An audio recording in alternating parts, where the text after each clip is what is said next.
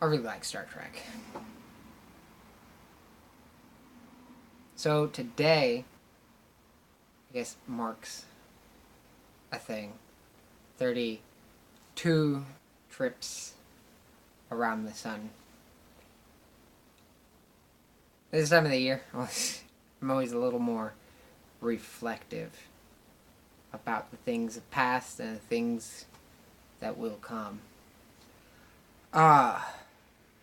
And, okay, to be honest, I wasn't really reading the book. I'd love to read this book, but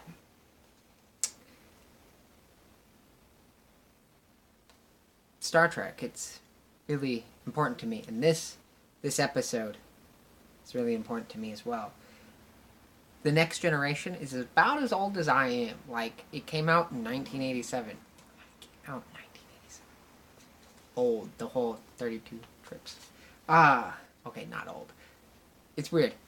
Old people think I'm young, and young people think I'm old. I don't hang around enough 30-year-olds. That's probably a bigger problem. But this episode, I watched this episode come out. Like, this episode, I watched it come out. It's a good episode. It's a bookend. It was literally all bookend. It ended a chapter. Thankfully, at the time, didn't completely end Star Trek, and that's a whole nother conversation. We're not going to get into that. This is spicy conversation. Not right now. But Star Trek taught me a lot, intentionally or unintentionally, a lot about humanism. It made me question a lot of things. It didn't say like humanism. Here you go. Here's a Bible, or anything like that. But it told me important things. But it not only told me about humanism, it told me and informed me a lot about other aspects that would later become important to me as I got older.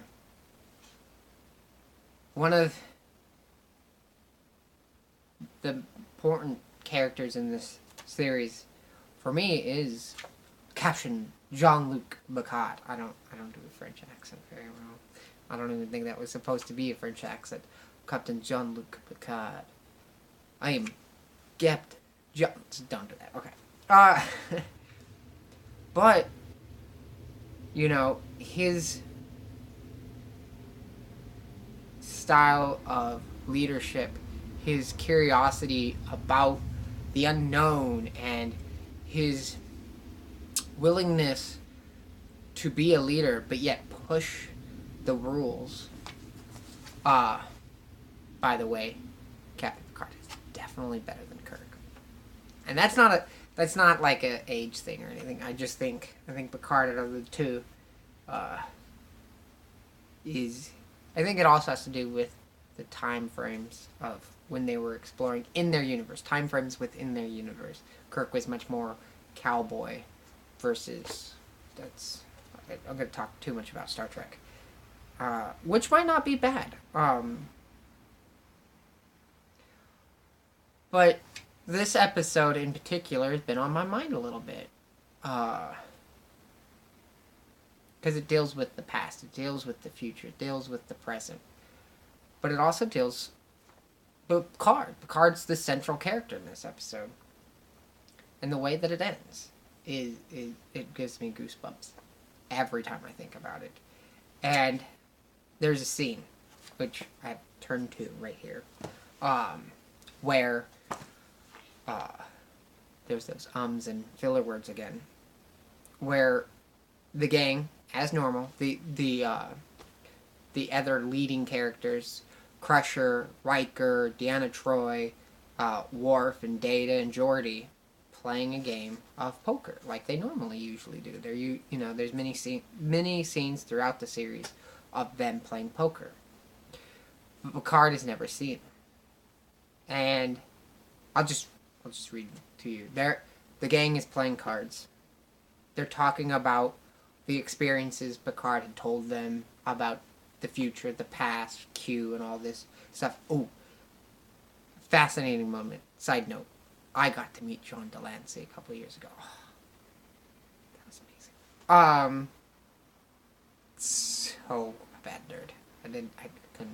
I couldn't say anything to him. Except for like a few words. Starstruck. But they're playing their game.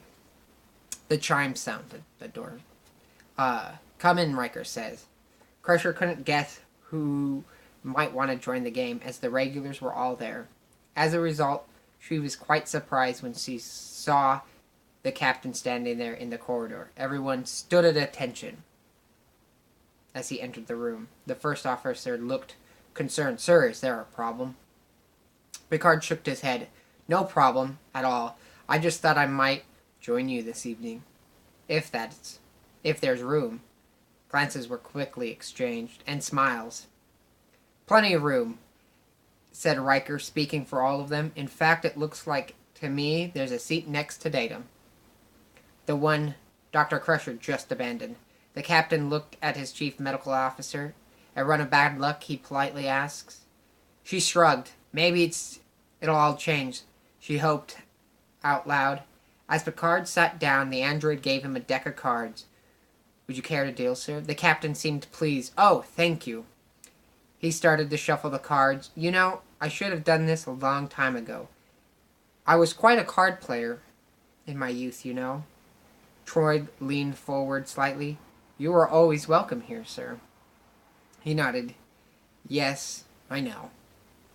Crusher could see that his experience had left him with a new appreciation for life and for people, especially those who were more like a family to him than a collection of colleagues.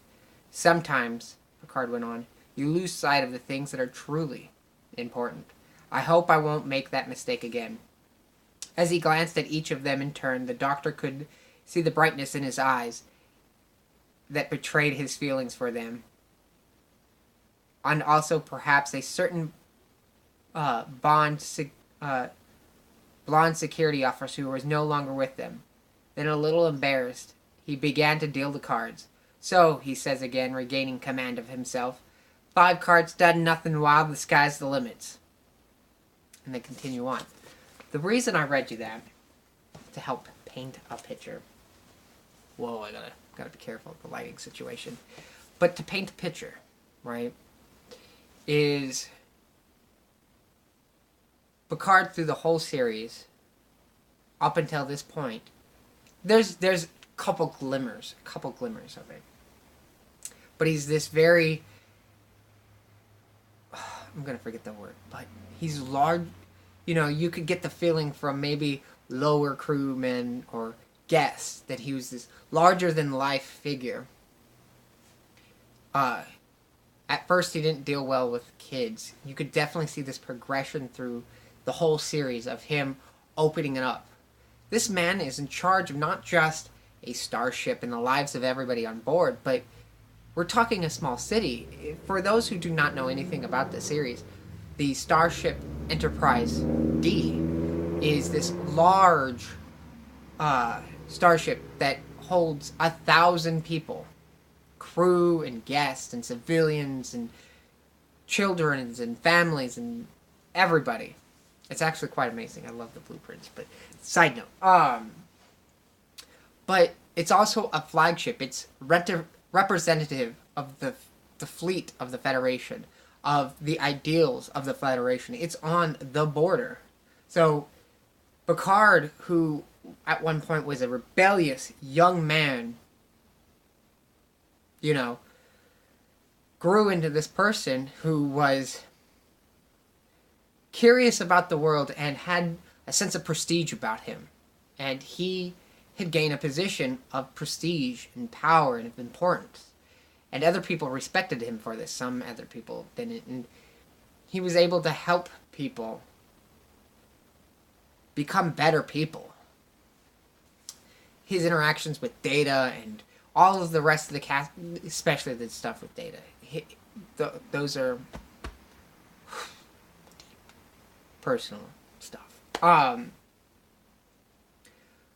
But he didn't fraternize with the crew, really. He didn't open himself up.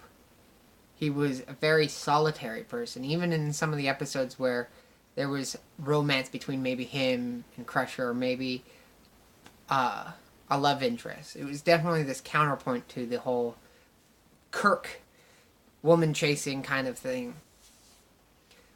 But he didn't really, later on we'd see him more in the death of family. And after the Borg experience, you would see,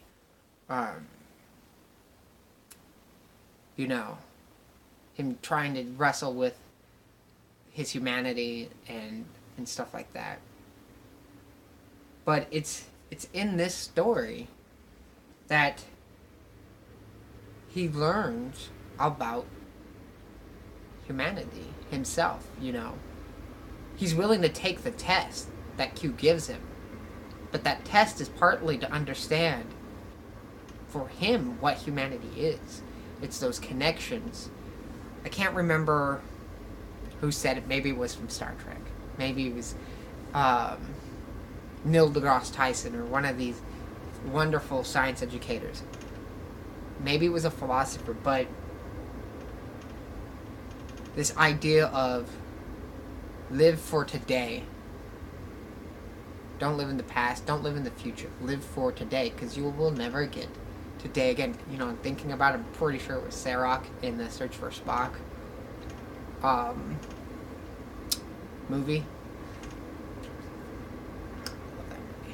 But the point of this, my whole 12-minute rant about Picard and Star Trek and his dealing with that is, I find myself definitely in a position where, leadership is important to me, and how I deal with, connecting with other people.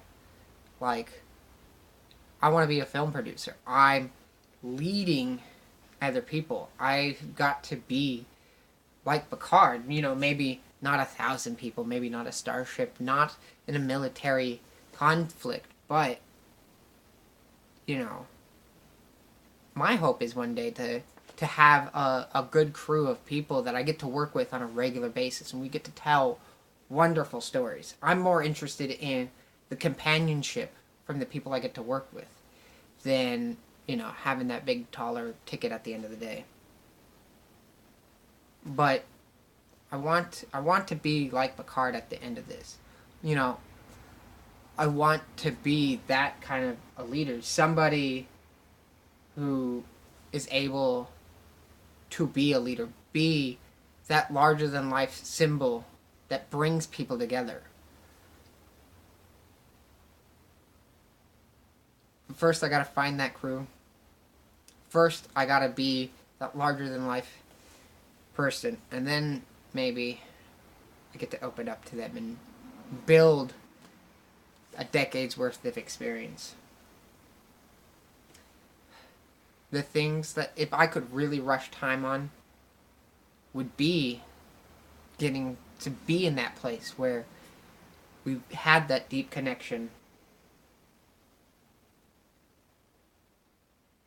But you can't rush time. And even if you could, you really shouldn't. Because the parts that are really important are those memories, are those life's experience. And that's what's really important about this episode. Isn't me wanting to be like Picard? Isn't wanting me to be? I think the word's ematic. I don't know. But to remember all the good things. Life is built on. Is on the journey, not the destination. And I think, at the end of the day, that's why this is one of my favorite stories. Is because it's a good ending to a chapter of stories, because it makes you reflect. When I watch this episode, it makes me want to go and watch a bunch of episodes from the past. It makes me remember, and it's not one of those cheesy flashback episodes where it's like, oh, okay, there's a cool part. They did it really well. They reshot certain scenes and moments. They were in those time frames. And it had its own present story. And it speculated about the future. Like, to me, Star Trek The Next Generation, Picard, Gene Roddenberry, the ideas of humanism really affect me. It affects me about the ethical decisions I deal with, about how I should deal with people. You know, there's other sources, but this is definitely the starting point. Not to say I didn't have real world role models, people that are important to me, but that's important. Like, so I'm gonna go and try to enjoy this 30-second spin around the sun, take in the moments, not let the crap get to me too much. The dumb shit, the little things, the problems that I have no control over. And to be there for people, that's what really, oh my gosh. So that was amazing. I went to an event for the Oregon Media Production Association. It was on the soundstage for The Perfectionist being shot here over in Portland. And I brought with me my production coordinator, Lynn Liu, and we took the Max and the Bless, and we got talking about all sorts of things on our journey, mostly about filmmaking and stuff like that, but we got talking a little too much, and I missed our stop, and so we had to walk about 15-20 minutes to our destination in the rain. That was raining sideways, plus hail. Felt so bad. Neither of us expected the rain, so we didn't have like proper raincoats or umbrellas. We got in there. We already knew that it was going to be cold. It's not a heated place, but it was an amazing experience. More so the journey, like getting to talk to Lynn, and have that conversation. Even the journey afterwards was, amazing. And I always feel much more positive after I've had a conversation with Lynn about my role in this whole filmmaking thing. So, a big thank you to her. Like, it's amazing. Amazing human being. But, it's being able to help people like Lynn and make movies and help other people tell their stories or be part of something like this is really what keeps me going. I want to explore the final frontier of creativity and storytelling, where Jean-Luc Picard had archaeology. I have cinema. Where he has a chief engineer, or a operations officer, or a first officer, or a doctor. I have a director and a DP and a production coordinator, and I could see a lot of similarities in this. It's bad.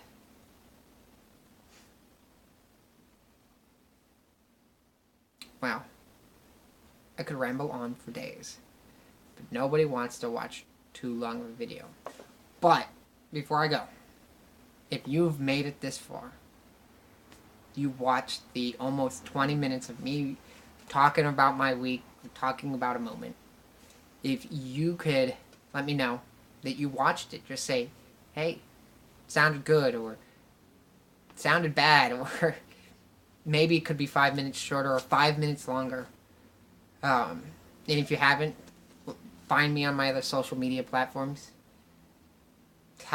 Give me suggestions, what you would like to hear. Because I kind of want this to be a vlog, but I also want to talk about, philosophical things and political things. And, may get controversial here or there, but people might not agree with me. But that's okay. People shouldn't agree with everything everybody says.